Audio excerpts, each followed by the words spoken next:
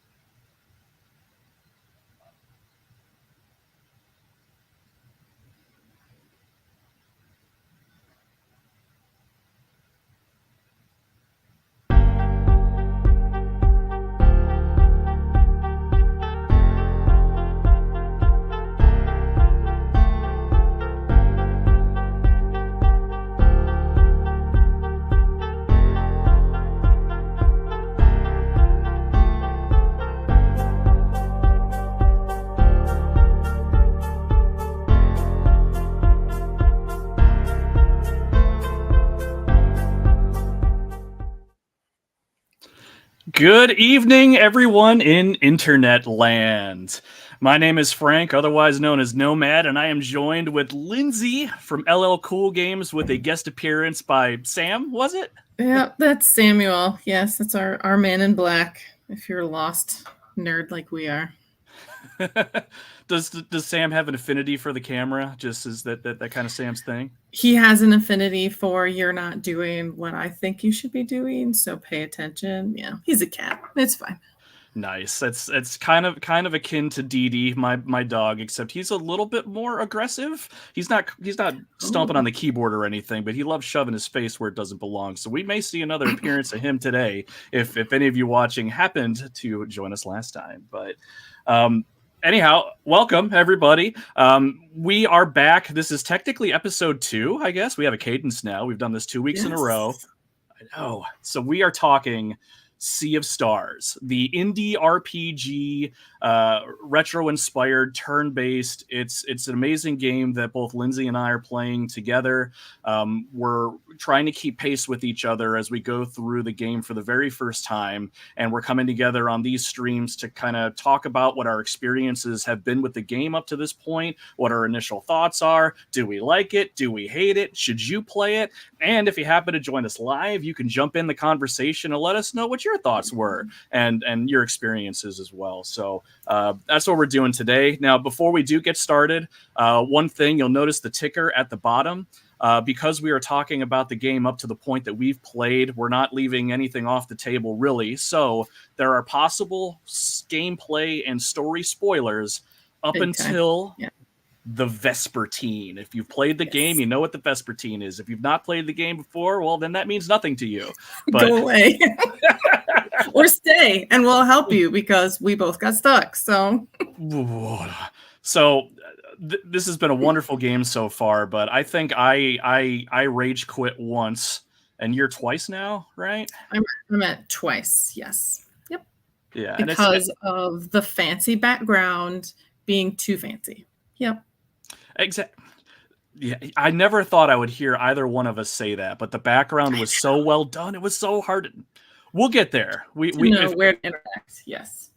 Yeah, if we can figure out this awesome gizmo that we're using to do streaming, we may show you some live footage of that, so you can be frustrated with us. That'll be fantastic. But before we begin, whether you're a returning watcher or you're just coming in for the very first time and you have no idea who the heck we are, just a quick plug of where we're at and where you can find us after the video is over. But real quick, my name's Frank. I go by Nomad. My channel on YouTube is called The Retro Wildlands. I predominantly do a podcast where I play retro video games for the first time as a gray old man, and my podcast has music and sound effects in it in a way that brings you into the game. So come join me for the nostalgia, or come and join me and learn about an old retro game that maybe you've never played before. And then Lindsay, the sole proprietor of LL Cool Games. What do you do, and where can our fans find you? What do? I am still figuring out what I do. I started my game capture journey this weekend. So my first, I want to say it's like 7 minutes. Like it's like a hugely overwhelming, incredibly done video. No, it's not. But I tried it and it's up. So I talk about video games, and eventually what I want to do is be able to talk about video games, and kids and families, and how video games can be a joining thing instead of, oh, screen time, like so many people seem to treat the technology that makes our world go around today. So I'm on Facebook, LL Cool Games, the same, and YouTube. Sounds awesome. I love that approach. I mean, at the end of the day, one of the reasons why we love games is the memories we make and the people we get to connect with, like people that are either watching or conventions we go to or just our nerd friends in general. So I would love to see your channel highlight some of that stuff. Sign me up. Actually, I'm already signed up, but I'll sign up. Yeah. Yes, one of my like 12 subscribers. Sweet. Heck yeah. And we're getting Facebook comments this time. They're coming through. My brother from another mother, Eric, is in the chat. What is up, Eric? Mysticles has also joined us. Hey, everybody, he says. Hey, Mysticles, we say back to you. But then Eric was saying, can't be any harder than Lion King. I just heard that episode today. I have a podcast episode out on the Lion King on the Sega Genesis. For those that have played it, or probably that's brutal. Oh my God. And they made it intentionally brutal. They did. They've apologized. Have you seen that? The one guy who was like, I'm really sorry, but they asked us to make it killer. Yeah, I've never gotten past the elephant graveyard. I will probably die without never getting past. You're not missing much. We'll talk Sea Stars. We'll talk Sea Stars here in a second, but I got to get this off my chest. You're not missing a damn thing. And the only reason I was able to get through it is I sailed the high seas to play that game, and I saved the crap out of. Yeah. Anyway, but we're not here to talk about the Lion King. We're here to talk about Sea of Stars. So for those that are joining us for the first time, this is our second time meeting talking about this game. The first time we met, we talked a lot about the game's mechanics, and we kind of did a cursory setup of the story, why we're here and why we're doing what we're doing. So those former live streams are on either of ours respected YouTube pages if you want to catch yourselves up. But we're going to keep moving forward. So what we wanted to do to start out is were a few other game mechanics that we didn't get to that we did want to talk about and highlight.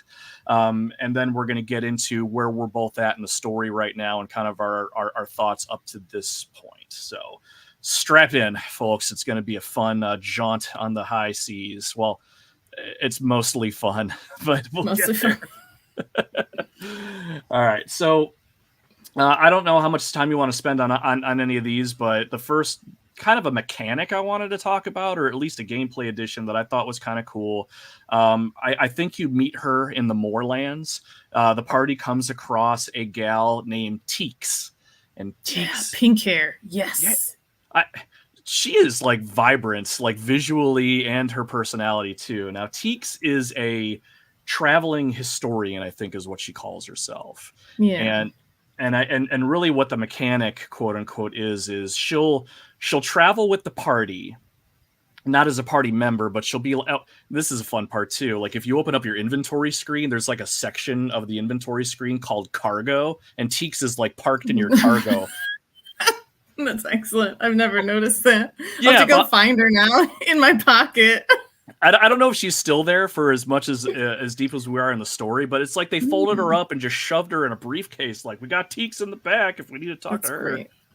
But her kind of gimmick or mechanic or what have you is as you explore these well done backgrounds, as we were talking about before, you may find items that you can give to Teeks that may somehow, I don't know if it like jogs her memory or she just happens to know something about the item, but she'll tell you a story, some background lure or something going on in the greater universe as a whole. And for someone that kind of likes world building and lure building and stuff like that, Eric, I don't know if it's on the PS5. I think on the Switch. That's where we're both playing it at. Yeah, Eric, we're playing Sea of Stars on the Switch right now. And I know you can do it on Steam. Yeah. I'll find out. I'll see if I can use my internet powers for good here really quick and figure it out. I could have swore it was on the PlayStation 5, but I could be mistaken. And Mysticles, I've never played Sea of Stars, but definitely interested. If you like RPGs or just good games in general, it's a fantastic game to play. And if anything else, yes, it is turn-based. And Turn-based if battles. Mm-hmm. yeah, and I don't know about you, Lindsay, but I kind of equate Sea of Stars as a cross between a couple different games. I think Super Mario RPG with its Yeah. action button press mechanic, Yeah. if you will, um, Chrono Trigger. I've never played it. I know that's terrible to say out loud, No, but that's okay because it's a really expensive game. Like pretty much no matter what. Yeah. and there's one other that I can't think of off the top of my head, but it's very retro inspired in that sense. So Yeah. it's Turn-based battles, 100%. Yes. yes, and Eric, it is on the PlayStation 5, according to the internet, which never lies. Um, right. Yeah. I hope you actually ask Google and not AI because AI just will tell you whatever you want to hear. As long as Oh AI yeah. doesn't, as long as the AI doesn't take me out when they take over the world and like let me like just do my thing, they can do whatever. I'm fine. Right. But Switch, PlayStation 5, PlayStation 4, Xbox One, apparently, and then like you said on Steam, and then it's on the Xbox Series everything. So it's pretty accessible. I would assume downloaded. The physical copy that you and I got, Lindsay, and I brought out my sleeve this time. Yeah, because it's gorgeous. Yeah, they're out in the wild. We ordered these. I assume you did too from I Am 8-Bit, which is a fantastic physical game website if you're looking for something physical to put in your hand. But there was a point where they took longer than I expected to actually deliver this, to a point where I was at my local Target and I saw Sea of Stars just sitting there, and I'm just like, damn it! Now I got It's right there. it's right there. Let's just grab this one. Jeez Louise. So, but in any case, so yeah, it's on most consoles there. We had another confirmation in the chat that PlayStation 5, Switch, and Xbox is out there too. So heck yeah, if you get a chance, definitely check it out. Well, let's get back to Teeks, the traveling historian. So what are your thoughts about Teeks in general as kind of a game mechanic, party member-ish cargo? She hasn't done anything.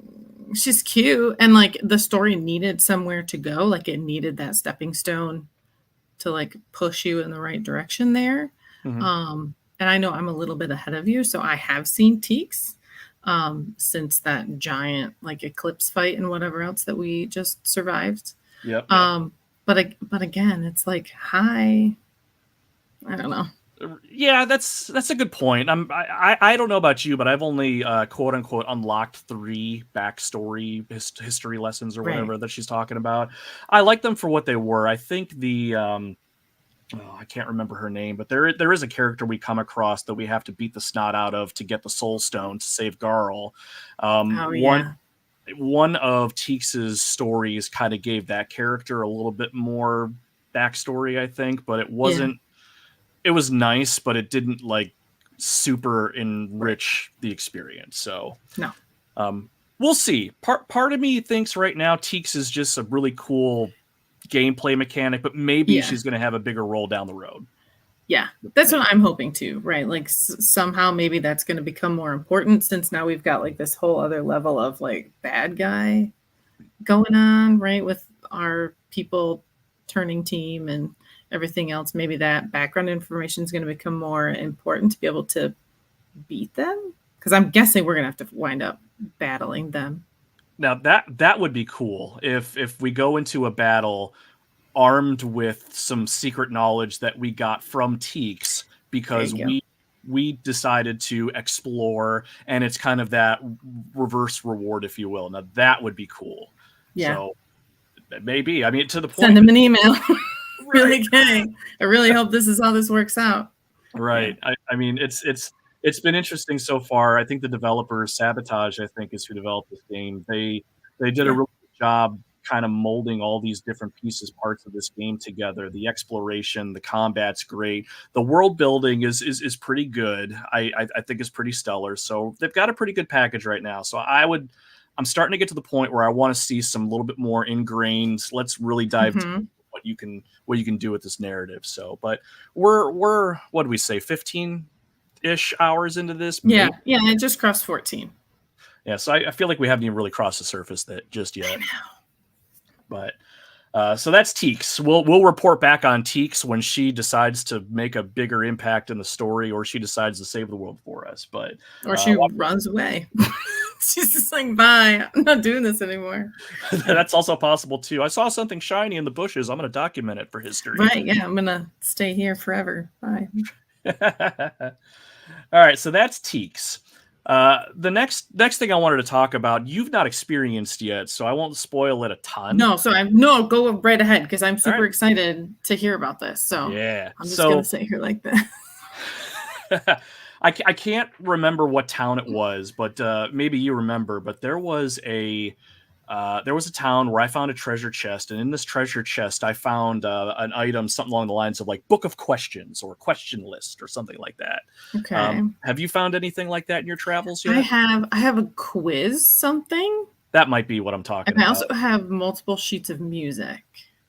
So with that too, I'm like, Yeah, the collectibles right now are kind of up in the air, like, what am I doing with this? But in classic RPG fashion, hang on to it because it'll always be useful. Exactly. I'm sure. Like, I'm trying to not get impatient about it, but at the same time, luckily there's not like limited inventory, right? It's an RPG. Just throw it in there. It doesn't matter.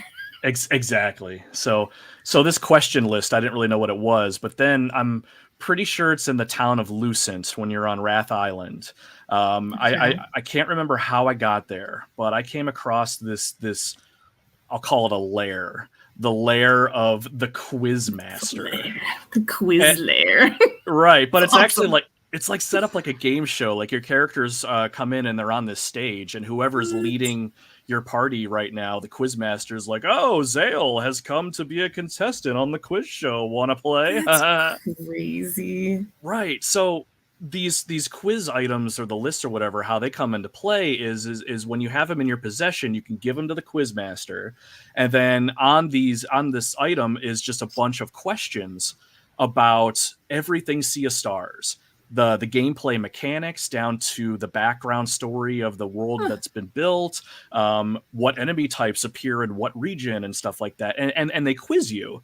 And your incentive for doing good on these quizzes is you get some pretty awesome items. Sometimes you get food. There's an easy level, which the questions are supposedly easy. I didn't do that. Are they not easy, Frank? Well, okay. The first time I did these questions, I nailed them. It's like asking questions like, how much MP does it cost for Zale to use his sunburst ability? 8. Do you know that answer? Let's go. 8. Boom, 8. So I'm like, yeah, nail it. And then the next one was like, okay, so this enemy has a sunburst lock and a sword lock and a moon lock, those little icons that appear above the enemies that basically are weaknesses. And they're like, what combo move will take care of this in one blow? And it lists your combo moves. And I think it was Solstice thing. See, you're going to nail this. I want to see the Quizmaster so bad. So it was fun. Some of them were kind of hard because they would ask like, such and such enemy is only found in such region. And I'm like, I don't pay attention to what the enemy names are. What they're called, yeah. Right. So that one was a little hard. I had to redo that one, but it was fun. And not only was it fun and the atmosphere was really cool, but what I really liked about it is, again, this game finds ways to incentivize the player for just diving deep into this game. Yeah. You're rewarded for paying attention to the gameplay mechanics. You're rewarded for paying attention to the background and the story and the things that don't necessarily have to pertain to what's going on right now. It's great. Right. So, yeah, if you're able to, I'm not sure what our journey is going to look like now that we're at where we're at with Yield Vespertine. But if we get a chance to go back to Lucent, find this gentleman. I'm sure we will, because I mean, I'm sure we're going to find more of these questions in our travels. It's going to be wonderful. Crazy. Well, I just found a conch shell too, one of the rainbow shells in Brisk, which again, like Brisk gets beat to tar. And so, like we were talking earlier, it's so hard to look at, and it was like chaos, and it's dark, and there's fire, which good job with the setting, right? Like they nailed that it was a mess. Big time. And then I just like randomly found a chest, and I'm like, okay, like, please don't reward me for being lost. Like, that's kind of what it felt like. Yeah. That is funny you say that. I mean, I always like to think that you're rewarded for your exploration and your I don't know, initiative to explore whatever. But then half the time I feel like it's just a pity party. Like, oh, you don't know where the hell you're at. Here's Keep going. Yeah. right. Here's a rainbow conch shell, which we established last stream that apparently it's a form of currency later. But even still, it's like, here's this thing you can't use right now. But whatever, it's fine. Inventory. Yeah. Nice. We had another comment really quick. If I pronounce your name wrong, my friend, totally yell at me in the chat. It's cool. I think you pronounce your name Uriah Hero. We'll go with that. Likes GTA, but loves them some RPGs. I have not played GTA since Liberty City. Wow. Right. It's not the same, Frank. It's not the same. Oh, I know, and I've seen others play GTA 4, GTA 5, and I know I'd love it. I know I'd love them if I actually play them, but I never felt like that draw to go just play. I don't know, but I'm sure I will. It's way more fun to just watch. It's so fun to watch. I think so too, but our RPGs are going to trump them for me anyway. So I 100% agree with you, my friend. So let's talk about Brisk really quick. Actually, let's go off the beaten path just for a second. So, yeah, we get to a point in the story where we'll skip ahead just a little bit. Brisk has been destroyed. This port town, which is beautiful. Frank, what happened? Like, was it like a meteor? So then it was our fault, right? Sort of, I think. So right. So backpedaling a little bit now, here again, all of you listening, watching, what have you. This is where we're going to get into some spoiler territory up until the Vespertine. So be warned. Now, so we have an amazing boss battle with the Dweller of Woe, right? The Dweller of Woe is the creature that at the beginning of the game, our Solstice warriors, Zale and Valaire, have been training for like, I don't know, however many umpteen years of their young lives to go take out this Dweller of Woe. And actually, let's talk about that boss battle really quick, and then we'll get to Brisk and what the hell happened there. But as far as boss battles in general in this game, I think you and I agree that they're good overall, as in they're not terrible, but a good portion of the bosses we fought are pretty cookie cutter. They're not too difficult. They got a gimmick you can figure out pretty quick. It's fine. But then they throw a ringer at you every once in a while that's memorable, and the Dweller of Woe was a memorable boss fight. Do you want to describe this one? Well, I threw a picture up in the wallpapers, and I don't know if we can just put it up. It's just a screenshot. I'm turning into my children and taking like constant screenshots while I'm playing now. Nice. So it's one of the things that Sea Stars does, which is really cool. Instead of Final Fantasy, right, where you're like lined up, just like looking at each other, Civil War style, right? It's more like a 3D, like an environmental battle. And so there's this like evil spirit in the middle, and what's the elder guy, right? The elder mist. There. Yeah.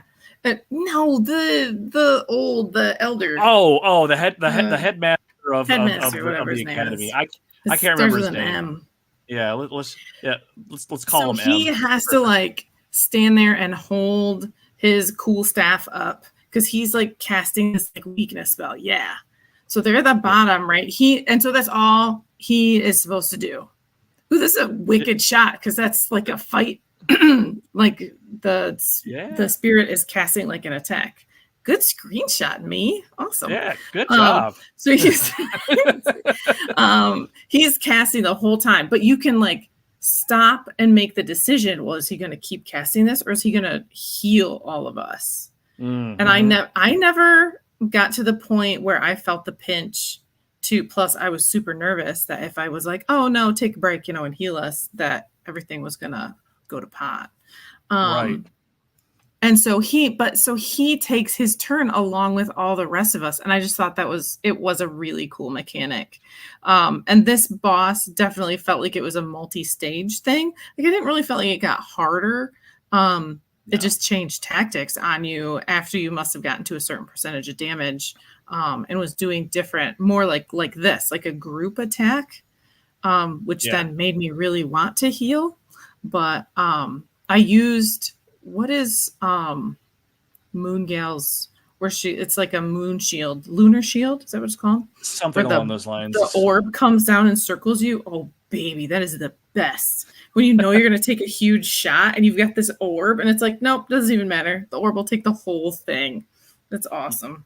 Yeah, that's a good one. I like using that move a lot, but I 100% agree with you. This entire fight was really well done. And then up in the upper left and the upper right, you even have if I even pronounce their names correctly, kind of like I know your their names are crazy. yeah, I think we can kind of describe them as our main characters' mentors, but we have Yeah, they're the Brugaves. upperclassmen. There you Yeah, go. They're there you because they're go. like the last generation of us, right? I think Yeah, that's, yeah. I believe that's accurate. That's right. So yeah, Okay. we got Brugaves, who's the gentleman on the upper left, and then we got Erlina, who's the gal on the upper right, and they are both solstice warriors of the sun and moon like we are, but they are Right. a lot more versed, and they're not certainly overpowered or anything in this battle, and we don't get to control them, No. but it was Oh, so you're right. We didn't. yeah.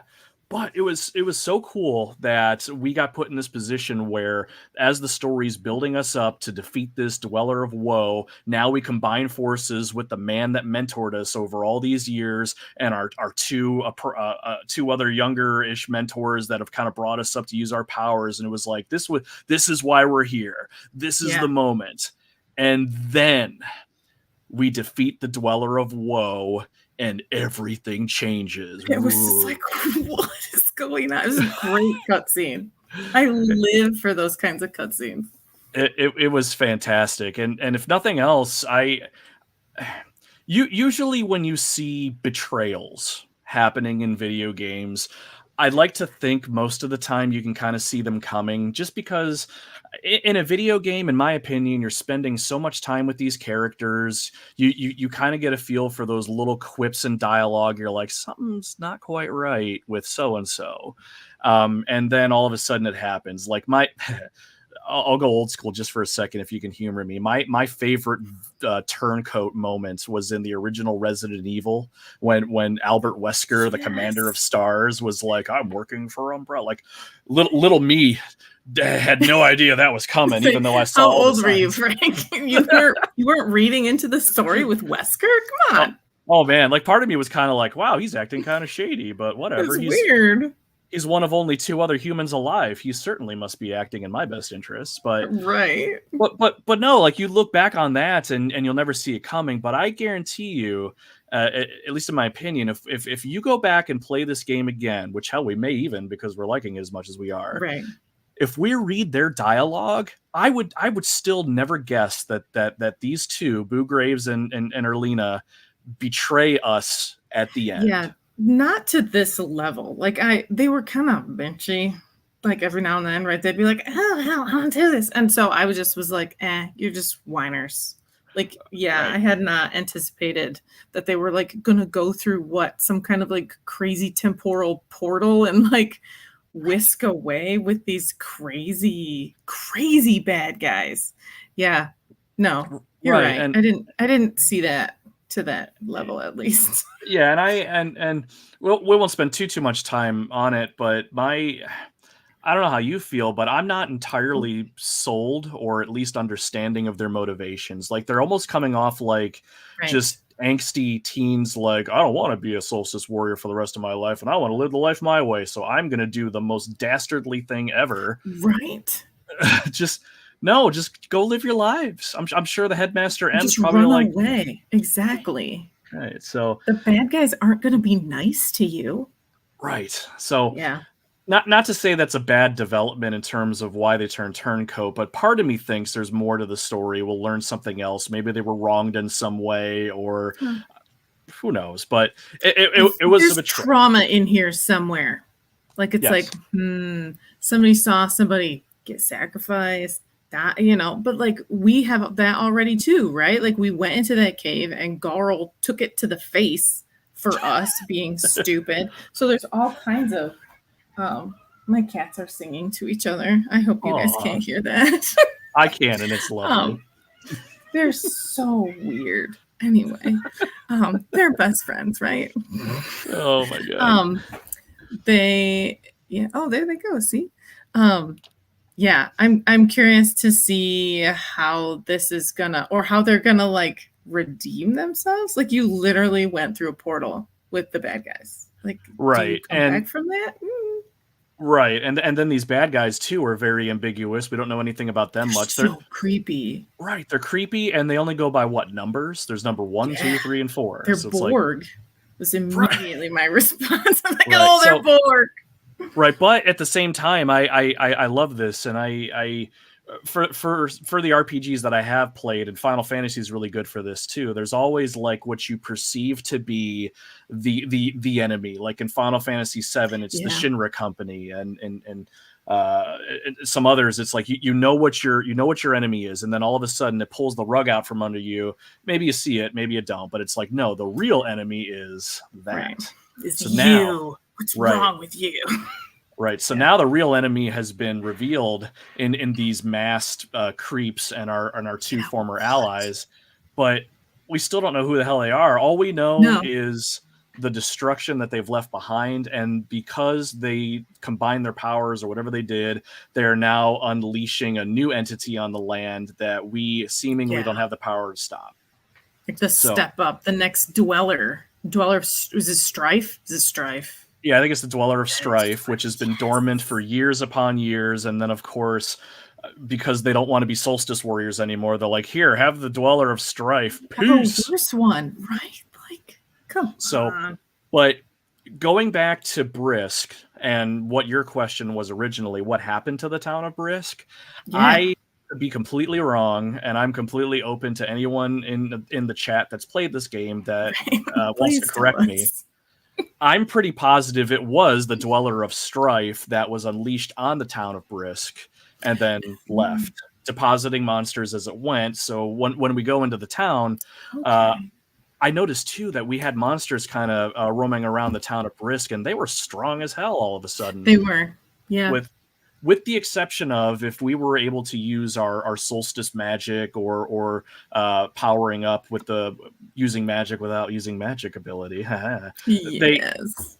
They took decent damage, which was nice, but yeah, it was kind of out of nowhere. And it really spoke to the gravity of the situation. Like, okay, this thing is not messing around, and things are in disarray right now. So it's been pretty crazy so far. But right now with the story, we're to a point where the town's been decimated, and really we're just trying to round up civilians and trying to relocate them. And to a point now... Mysticles. Later, Mysticles. Thanks for hanging out, buddy. You didn't have to. Yes, you did. We would have held it against you if you didn't. I'm totally kidding, man. It's awesome to see you. But so we're rounding up civilians, and everybody's in disarray. Obviously, they have no more homes or anything like that. So now we're trying to find out where to relocate them. And then we come up with this idea to procure the cursed ship, the Vespertine. Mm-hmm. And that is exactly where I'm at in the story. I have acquired the Vespertine, and I have heard piloting the Vespertine is a joke. Like, it's one of those things where I know they're putting it in there to have it be different, which this is the first time we're like piloting anything, correct? We haven't like flown anything or really ridden anything. Okay. Right. So, but it's almost like backwards, right? It's like Lightning McQueen. We have to go left to go right. Oh, geez. And you have to hold a forward button, like an engine, like a power button. No, Ooh. It's just a little too confusing. Yeah. I'm done with the Vespertine. If we can just move on. Yeah. It's fine. It's right. It's just one of those dopey things. But like if there's ever like a boat battle, I'm dead. Oh, geez. I honestly wouldn't put it past this game. I mean, the mechanics that we've gotten up to this point and just how well everything's been done. I wouldn't be surprised if they tried to shoehorn something like that in, but at the same time, I don't know if it really needs it. So I don't know. No. could take it or leave it, I think. Yeah, they keep throwing so much story at us. I don't need nautical battles. Like there's so much other stuff going on. Yeah, I don't need that. I thought about nautical battles at one point when I was trying to get the Vespertina. It actually, this is kind of a off the cuff cut, if you will, but it made me think of Skies of Arcadia on the Dreamcast or the GameCube. I don't know if you've ever played, but you have. Absolutely. Oh yeah, you got ship battles. These ones obviously are in the skies of Arcadia, but I thought those were really well done. And I was thinking if they do anything like that, fun. Yes. Sure. Oh my gosh, I'd be like, oh wow, if you want to have if it's a mini game, if you can make it a mini game, I'll probably just like cooking. Cooking is basically a mini game, especially because I'm playing with the relic where I heal after every battle. Mm-hmm. So that's all cooking is a mini game. Like it doesn't matter. Nice.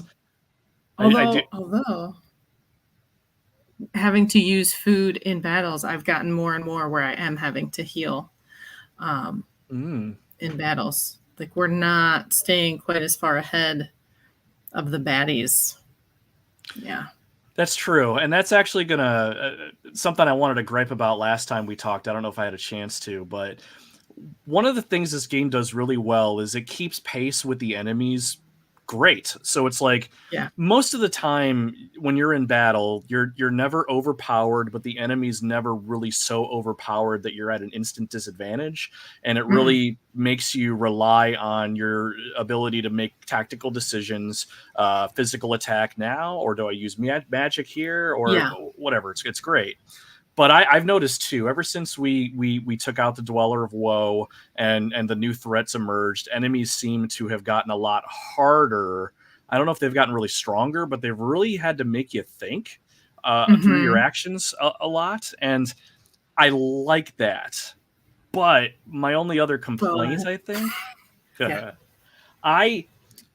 I love grinding in role-playing games. I love walking in circles in a field somewhere, just beating the crap out of birds and mice and somehow gaining some amazing pecs in the process and just stomping over bosses in the story like they're nothing. You are hard-pressed to level grind in Sea of Stars, at least up to this point that we're at right now. You don't really get an opportunity to go back to older areas. I mean, you kind of do, but enemies aren't all that plentiful, and they give crap for XP. Yeah, they're not worth it. Yeah. No, I think I leveled up once while I was grinding, and that took me probably a half hour, maybe 35 minutes. And okay, great, I leveled up. But even still, I feel like it didn't make as much of a difference, or at least not as much of a difference as I thought. So not to say it's not it's a waste of time or anything, but the game almost discourages you from doing that because it's always trying to push you forward. But it's probably a good thing because, I mean, really this game is all about the story and just the experience thereof. Interesting. Uriah's cheating. Awesome. Good. It gets a bit easier later. So does it get easier to grind? Because like I'm ahead of Frank right now, so don't tell him, but like the story kind of splits. And so now I get to like choose where I want to go. And so now I'm like, if I go back, right, are the bad guys going to be leveled up? Are they still going to be baby bad guys? And it's not going to be worth my time. So I'm curious. Or old bad guys playing on the Dreamcast. Just saw your comment, Eric. I missed the Dreamcast too, man. Don't miss it. Just go get one. I'm waiting for that. I'm waiting for the Dreamcast Mini. I have hope that it'll happen one day. Oh my gosh, I'm so in. Thank you very much. Yes. Awesome, but no, I grinding or no, I do appreciate the fact that the game does just try to make you just continue to press forward. Enemies aren't super hard, really. They make you think. So I think so far the game has been pretty well balanced in that sense. I don't feel underpowered or overpowered. I always feel like I'm right where I need to be. And now we're to a point too where we have 4 members in our party. We have Garl, the warrior cook, the baddest of the bad. Oh, by the way, I should have brought this up earlier, and I meant to mention this before, but I am worried about Garl a little bit. I know. Well, he's gonna die. He's gonna die. Well, It's terrible. I'm worried about either that, but something else that makes me worried. Like, I love Garl. He's like your bestest friend ever. Yes. He's so supportive. He's like, you know what? I know I can't help you Solstice Warriors in this awesome battle, so I'll stay behind and support you with my tomato club sandwiches. Yes. Like, He goes and pokes a hole in the roof for the eclipse fight. Like, they must have worked hard at those meetings to be like, all right, we all love Garl. How is he going to be a part of this like super creepy battle that he has no part in? How do we fit him in? Yeah. Right, exactly. And they're like, go figure out how to put a hole in the roof. And he's just like, absolutely 10-4 and figures out a way And to then do it's it. like, what do I do? Right. It was so endearing. But here's something else I'm worried about. And I think this is my history of just betrayal in general. I'm ever since he got his eye gouged out in the prologue, I always thought, is he just being nice to us and waiting for his chance to stab us in the back? Like, I almost feel I like haven't thought that. like I feel like it's sacrilegious even bringing it up, but like I can't help but wonder. Man, that would be like the darkest twist they could give me. I'd have to take a break. And all I hear, and certainly don't spoil any farther than where we've talked about anyone that happens to be in the chat with us. But my big worry is, well, let me back up. I've heard nothing but good things about this game's story and just how emotional it is, and just how much it connects and how real it can be. And as far as I'm concerned, there's nothing more real and traumatic than betrayal. So I'm just waiting. I'm waiting for it. Like, I'm a wounded animal. After Albert Wesker and Stars betrayed me and my fellow team members, I'm just waiting for it. But who knows? Maybe it's all genuine. But part of me is just like, anytime Garl does something like, I got your back, guys, I'm like, I hope you do, because I really like you. Yeah. Gosh. No, I hadn't even thought that. Like, I mean, well, plus there's like the whole, again, talking about like this meta story, right? There's like a storyteller that's telling us this whole story. Yeah, the like, archivist. What? So is Garl going to be the archivist? Is pink hair, what's it, Teeks? Is that going to be? Maybe. Yeah, that's every now and then it's like, who? Yeah, that's I getting this story told to me? Yeah, we never really touched on that last stream. The game starts off with this guy in a chair who's facing away from the camera, calls himself the Archivist. Claw.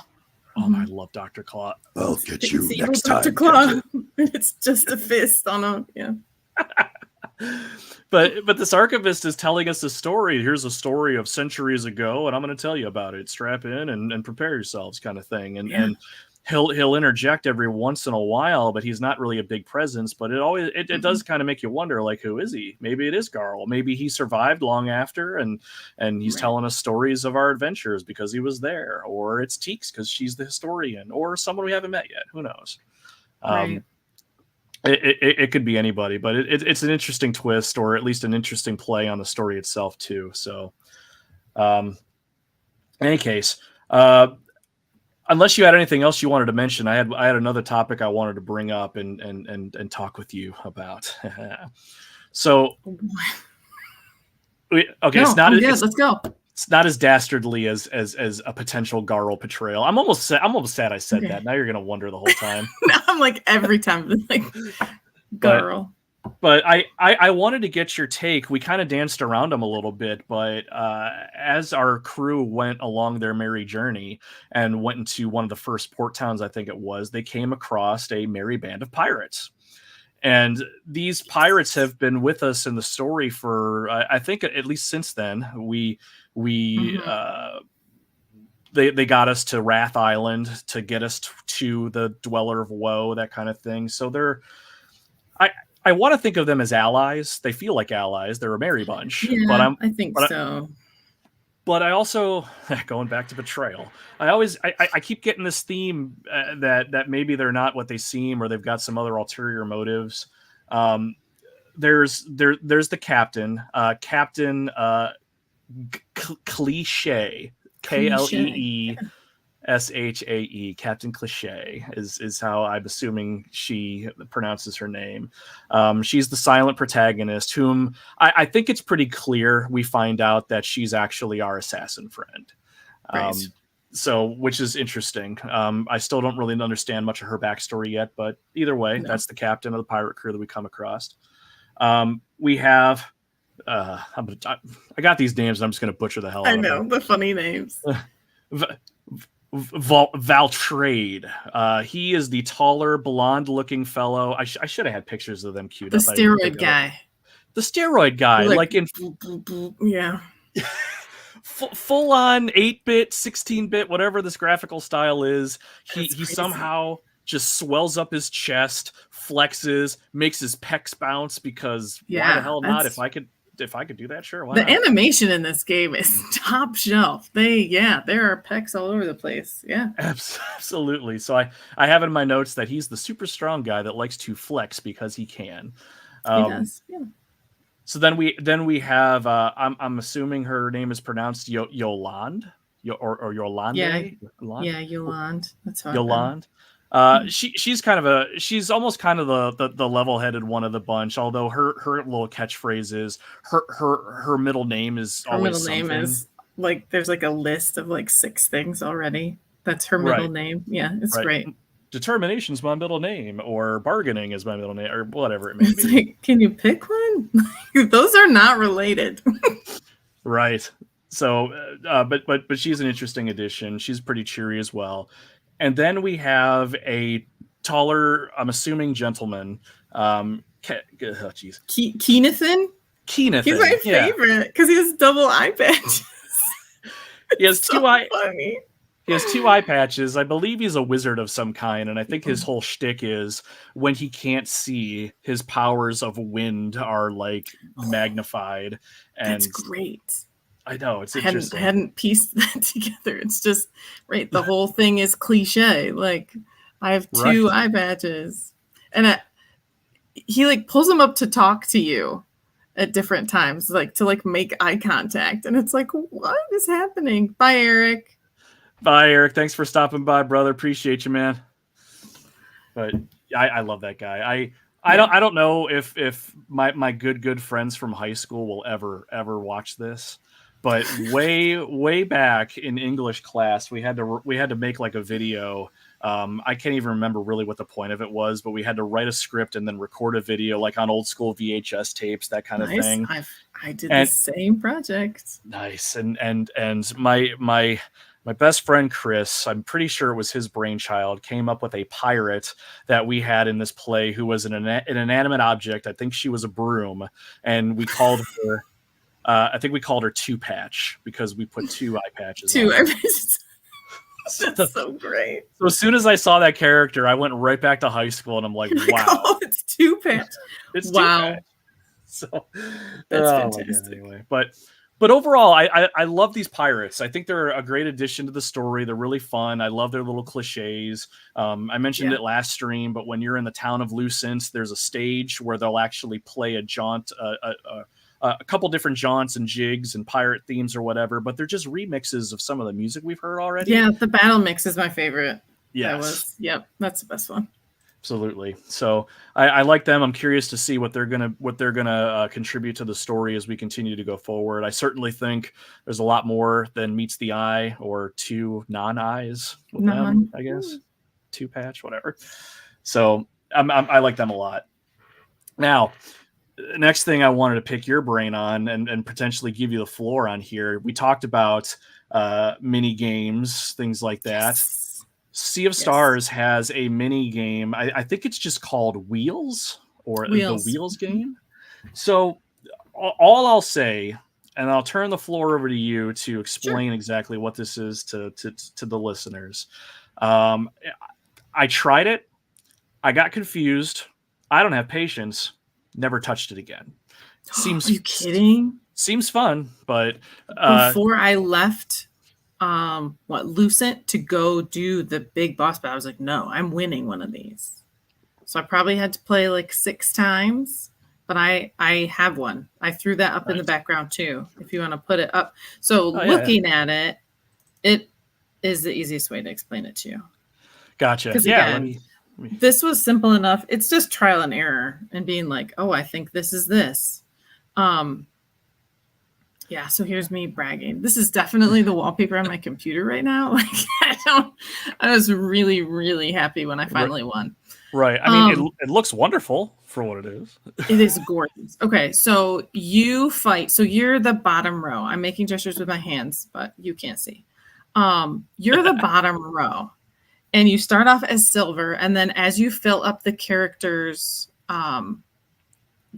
power, which I think is the pole, Okay. right? And those are color associated. So like your magic guy, right, gets the teal diamonds, and then the more that you get, it like ratchets it in and powers him up, and then that's the attack. And then the light ring underneath, you fill that up, and then the character levels up and becomes a gold character. Gold is the highest I've gotten. Gotcha. And so then the squares, again, the square fills that up.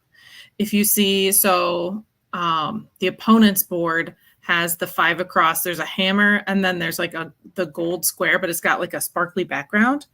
Okay. The sparkly backgrounds are what fill up those lights underneath your character.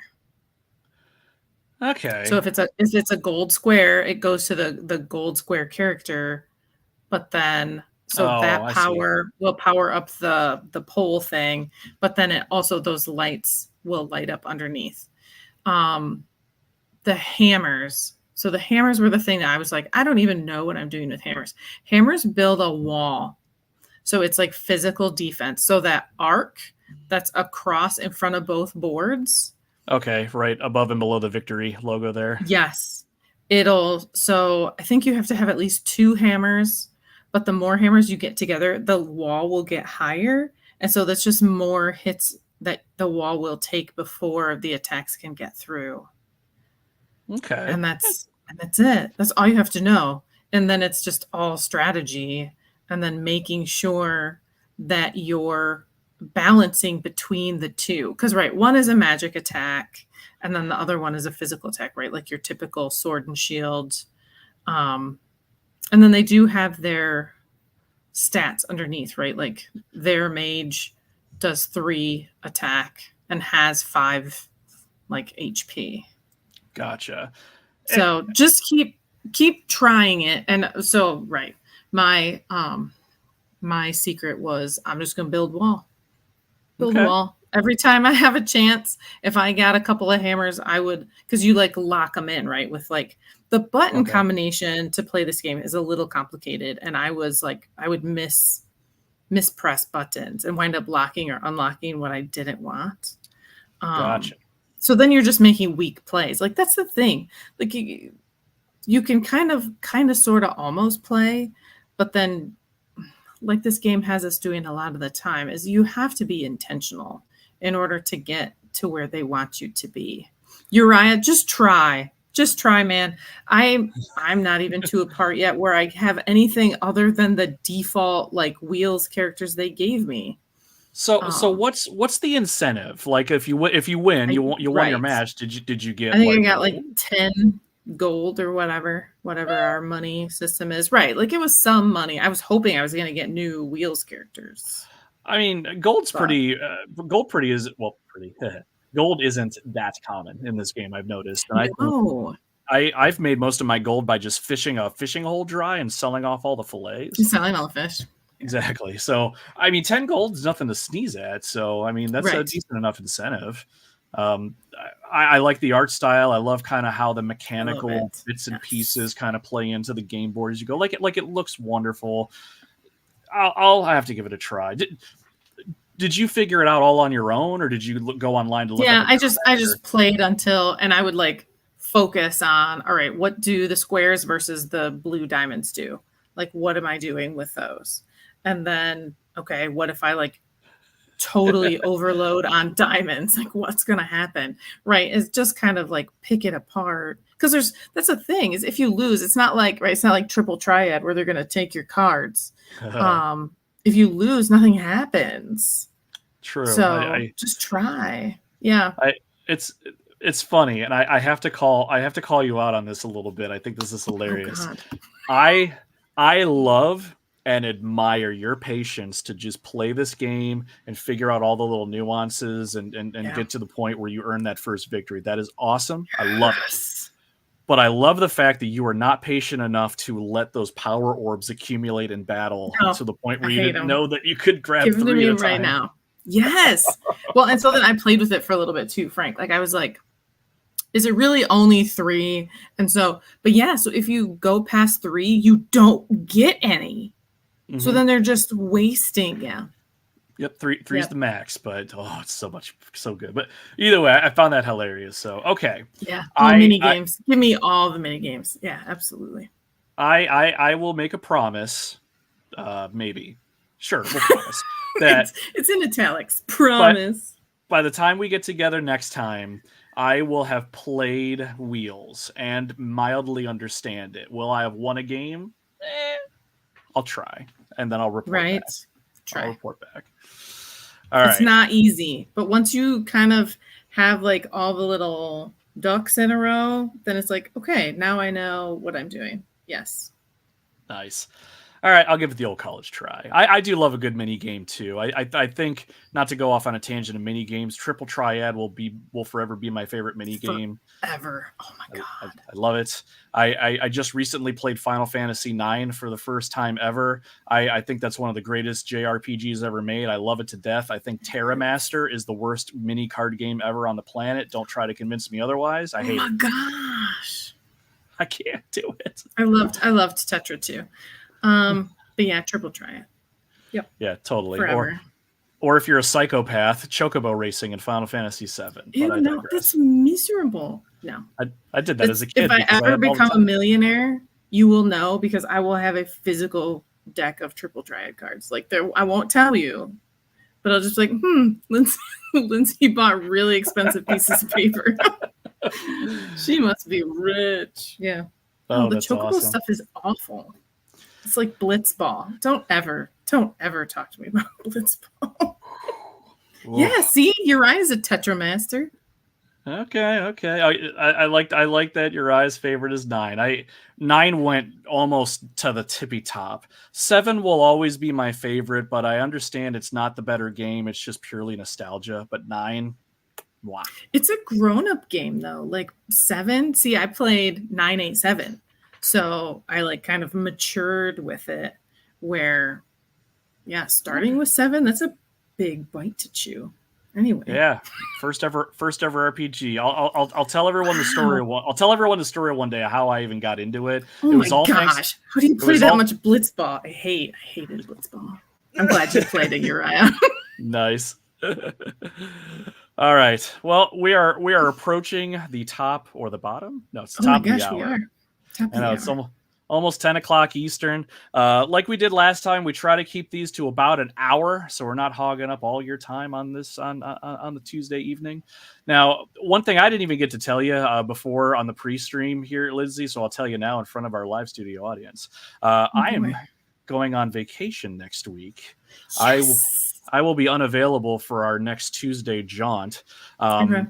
Feel free if you want to jump on and do your own thing without me. I trust you if you would like to. I might do it, because I will be here. I'll tune into it on the beach. Heck yeah! Are you going? Oh yay! Good for you. Yeah, we're going. My family and I were going to Orlando. We're going to Universal, taking the kids. I hope they look back on this and go, "Wow, my mom and dad were amazing," because I am stressing the hell out about it. But it'll be fine. This close to it, it's nice. So I'll be unavailable next week. So anyone listening, definitely stay tuned. Lindsay may go solo or jump on a live stream wherever. But otherwise, the Tuesday after that, once I return, we'll get together and continue talking about Sea of Stars. So the nice thing, though, I'll be on vacation. I should have plenty of time to get caught up and then some. So I'll keep pace with you, and then we'll still have our document that we're sharing to keep track of where we're at. Before we leave, I think we did a good job talking about everything we wanted to today. The world is in peril as we know it. We've been betrayed. The dweller of strife is on the loose. We have no idea what the hell is going to happen. So if you're along for the ride and you're playing Sea of Stars with us, or you haven't and you want to, That's where we're at currently. So it would be awesome if you watching or listening would want to partake in this adventure with us. We'd love to have you in the chats before, during, or after the fact. This game's been fun for the both of us, so the more the merrier. And then lastly, before we go, just one more around the room of who we are and what we do. Once again, my name's Frank, otherwise known as Nomad on my YouTube podcast channel and show. I really appreciate you hanging out with us. If you want to check out more of me, I have a podcast, a YouTube channel called The Retro Wildlands, where I play old video games that I missed out as a kid and give my old man thoughts on them, complete with music and sound. I would love to have you with me on that journey. I'm on all the socials, Facebook, Instagram, Twitter, and all the ones out there. So I am not hard to find. Would love to have you. Lindsay, what do you do? Should I start an Instagram? Is that a thing? I don't know. I don't Am have a I lot too of old for Instagram? I'm like, oh, these kids these days. I like Instagram because I love sharing pictures of like behind me. I've got all my stuff. Right. I love. It's fine. I find it fun. Sometimes I put music against the pictures that I put up, just so it's fine. So I don't know. Why not? I'd follow you. Let's do it. The cats know we're wrapping up, so they needed to interject. I am LL Cool Games.